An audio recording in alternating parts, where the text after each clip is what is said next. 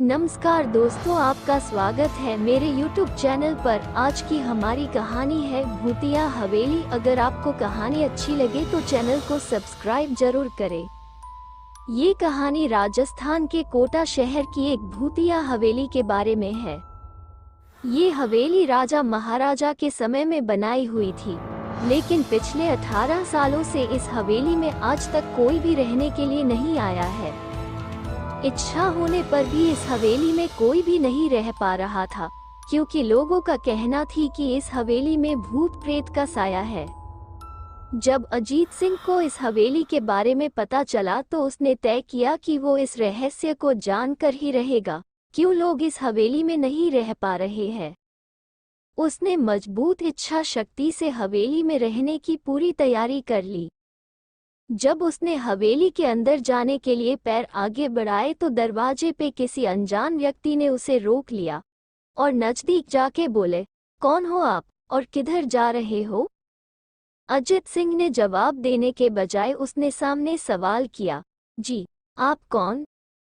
मेरा नाम अर्जुन सिंह है और मैं यही पास में ही रहता हूँ।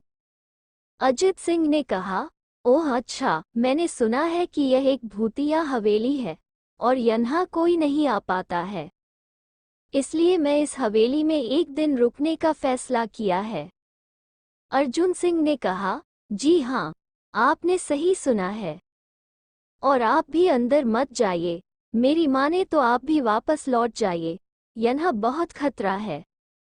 ये सुनकर अजीत सिंह खुश हो गया, जैसे उन्हें कोई लॉटरी लग गई हो। अर्जुन ने उसकी खुशी को देखकर बोला, आप क्यों खुश हो रहे हो? आपको तो भूत का नाम सुनकर डर लगना चाहिए। शायद आपको पता नहीं होगा कि मैं भूत प्रेत में काफी दिलचस्पी रखता हूँ। अगर इस हवेली में भूत है तो मैं अंदर जरूर जाऊंगा और सारी सच्चाई का पता भी लगाऊंगा। इतना कहकर अजीत सिंह उस हवेली में चले गए। अंदर जाके अजित ने अपनी बैग को साइड में रखा और हवेली के चारों ओर देखने लगा। सारे रूम भी चेक कर लिए। बाद में ड्राइंग रूम में आके सोफे पर बैठ गया।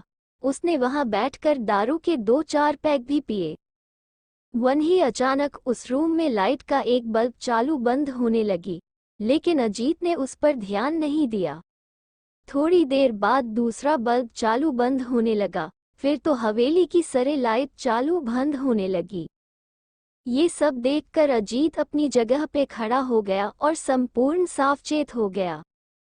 अचानक उसके सामने एक छोटा टेबल हवा में उड़ने लगा, करीबन 6 फुट हवा में ऊपर जाके गोल गोल घूमने लगा और बाद में अजीत की ओर तेजी से आने लगा।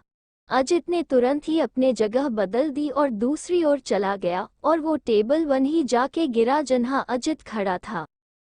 अजीत कुछ समझ पाता उतने में सोफे की शीट उसकी ओर आने लगी। वो जल्द खड़ा हो गया और छलांग लगा के दूसरी ओर कूद गया, जिसके कारण सोफा दीवार को टकराया और अजीत बच गया। अचानक सब कुछ शांत हो गया। अजित ने चारों ओर सतर्कता से देखा और बड़ी आवाज में बोला, तुम जो भी हो सामने आकर के बात करो। वहीं एक बड़ी परछाई उसके सामने आई।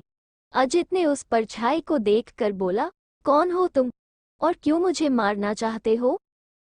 परछाई, तुम्हारी भूल के कारण। अजित, मेरी भूल? मैंने कौन सी भूल की? परछाई, इस हवेली में आने की भूल। मैं किसी को भी इस हवेली में खुश नहीं देख सकता। अजित, लेकिन क्यों?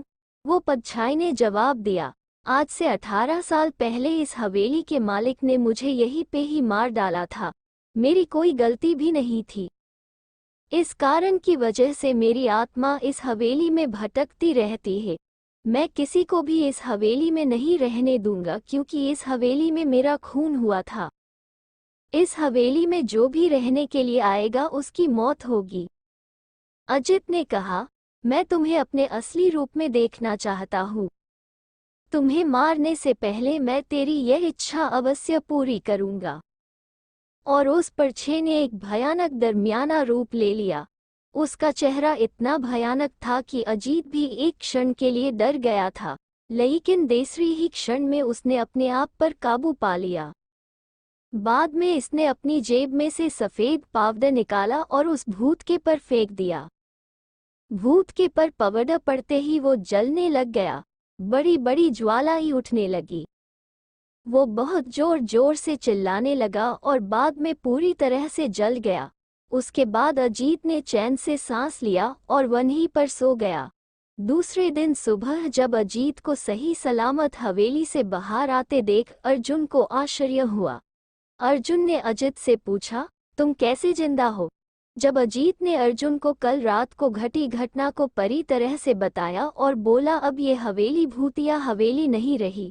दोस्तों, आपको ये कहानी राजस्थान के कोटा की भूतिया हवेली कैसी लगी प्लीज़ हमें कमेंट करके ज़रूर बताएं।